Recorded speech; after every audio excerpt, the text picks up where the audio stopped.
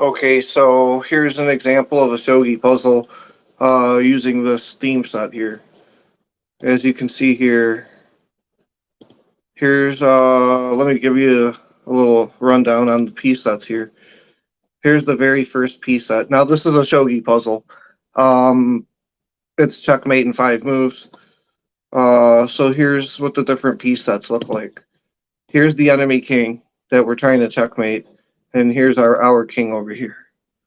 Um, and here's the pieces that we have in hand. Okay. So anyhow, back to the piece sets. Here's what the different piece sets look like. This one's pretty neat. It's easy on the eyes. Um, this is one kanji. See how this just has one symbol on it.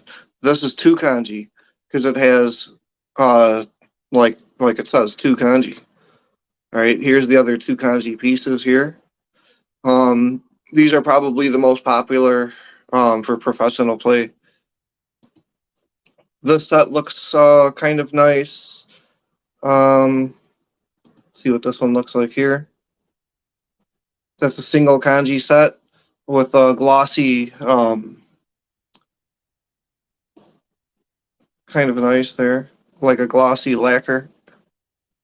Let's see, here's some more single kanji. Here's a nice thing about these pieces is you could see that the opposite sides have a little bit of a different color to them. And so that can be easy for a beginner to help distinguish the pieces. Let's see what else we have here. Those are two kanji, also different colors. So you can see the two different colors. Those are kind of nice as well. Uh, let's see here. See what else do we got? I like these. These are kind of nice. See, these are kind of partially international because you could see how the pieces move right here. Like, or here's a rook. You can see how it moves. Here's looking for. Here's a bishop.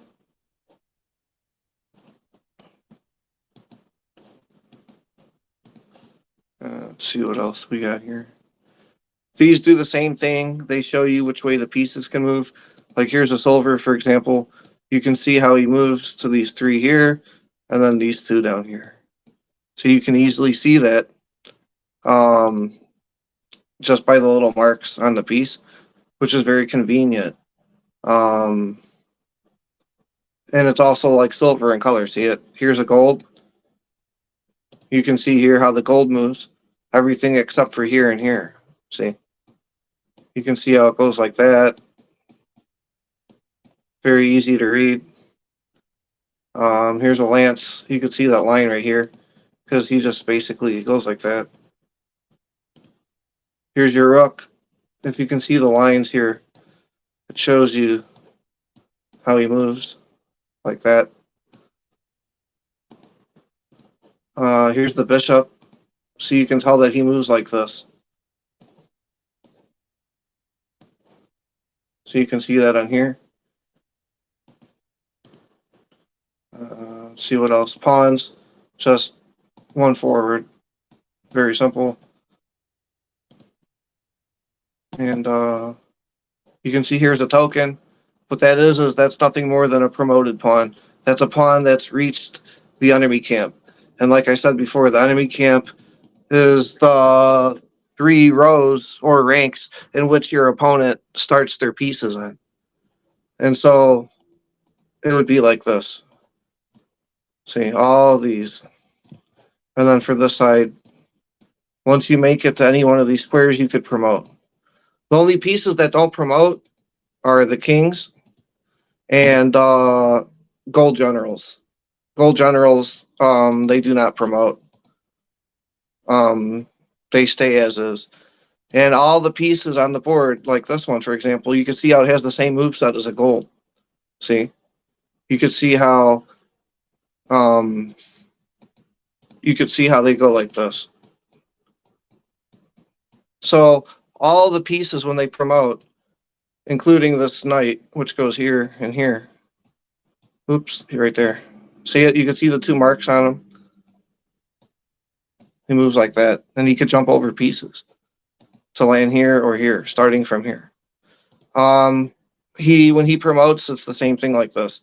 So, like I said, the golds don't promote, neither do the kings. However, all the other pieces can and they do promote.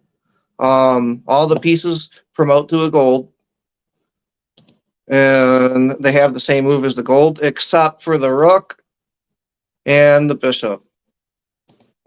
The rook and the bishop are special. Like I explained before, they will keep their moves that they still have when they promote, but then they will also be able to move like a king, which is all the squares surrounding itself. Plus, it keeps its original move set.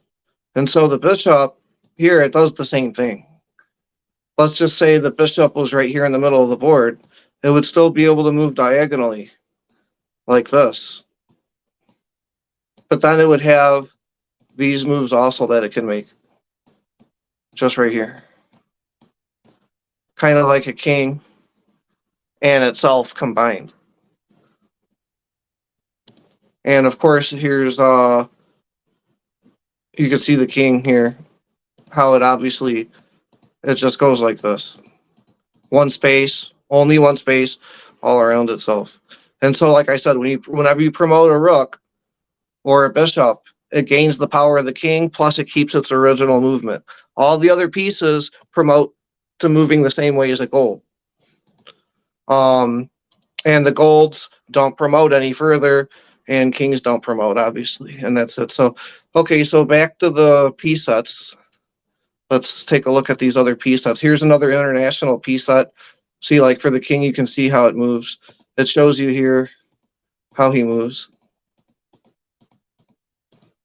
Kind of nice, I guess. Like here's a silver. You can see how he moves with the two backward diagonals and then forwards. Here's a gold. You can see how the gold moves just like how I showed. See? Like that. So anyhow, let's go back to the piece sets and see what else we have. These ones are kind of nice too. Same concept. This is my favorite one because it allows you to easily see the difference between both sides, and it still uses traditional pieces.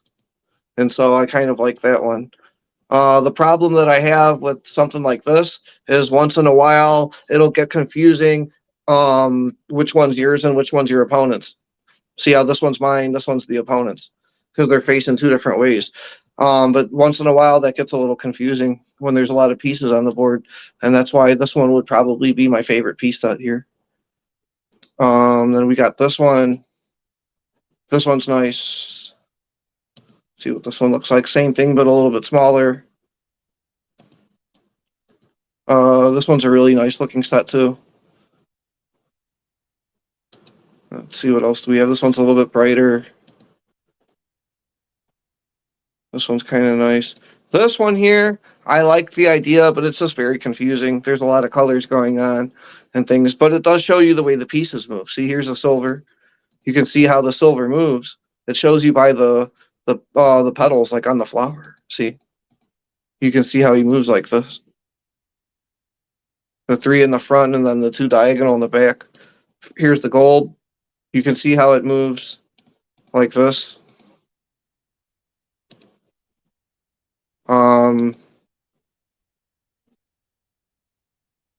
Yeah, that's pretty neat, I guess.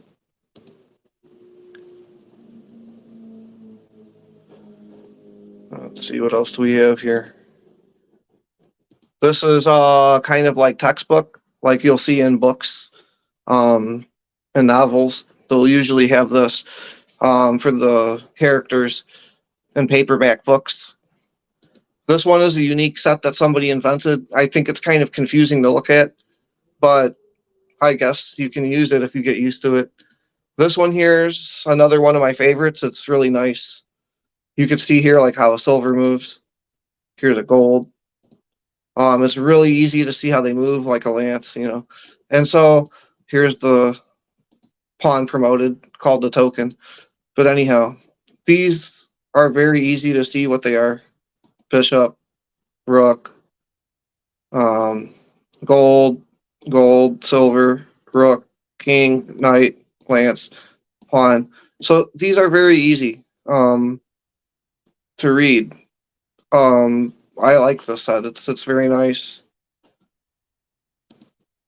See what else do we got? Oh, and then here's the favorite for children, and I myself I'm a big fan of this one here. I really like this one too because it shows you on the pieces the way they move. So it's really clever. See how the dog is a gold general. You can see exactly how he moves. Here's your silver general, which is a cat. So like I said before in the previous video, if you added their powers together, combined, it would be the same powers as a king, right? One square in any direction going around. And the king here is a lion king. Your rook, which is your most powerful piece, that's your giraffe here. Your bishop, which is your second most powerful piece, is right here. That's the elephant in this game.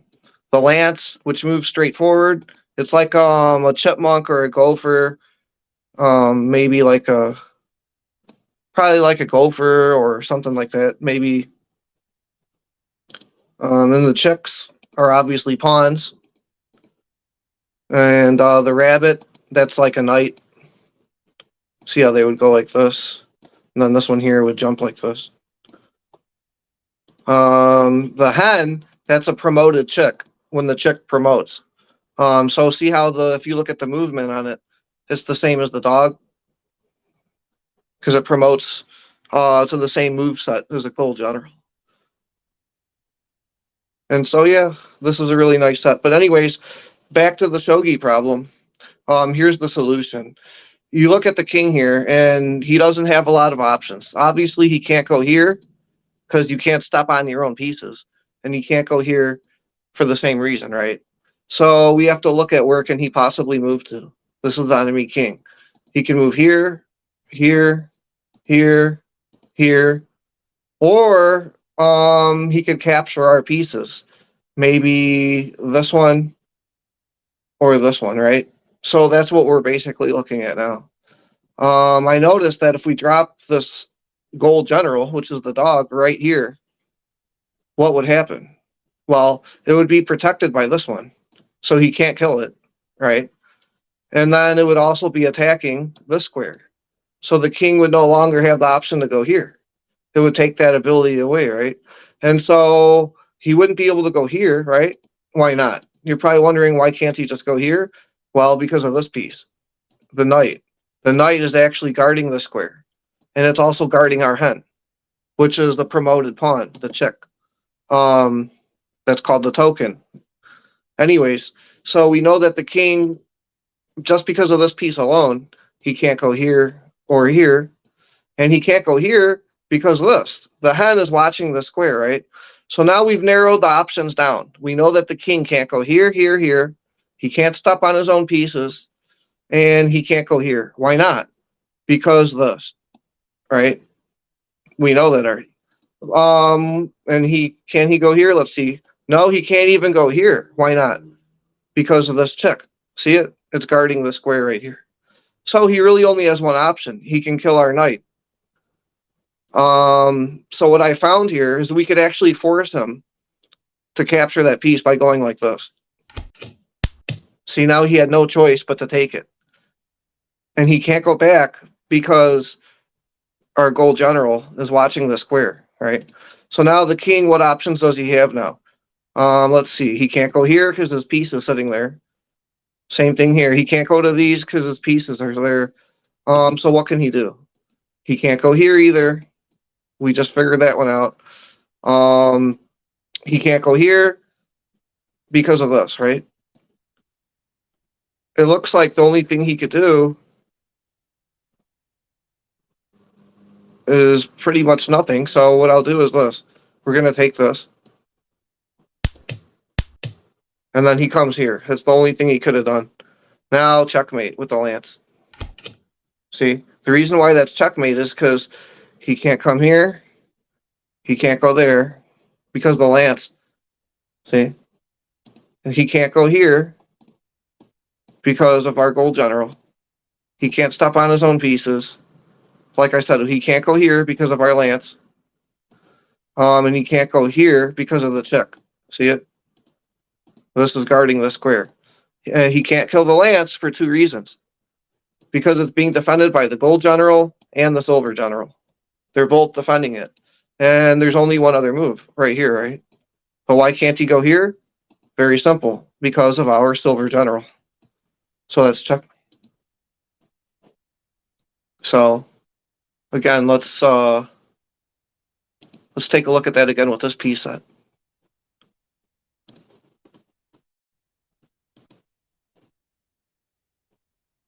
So the checkmate goes like this. Check, check, and checkmate. Very nice. Believe me, this gets really easy after you get the hang of it. It's just a mate and five problem. It's fairly simple. I might not even find that in a real game, but it basically helps you get stronger as a player. And so it's just a good example of a check.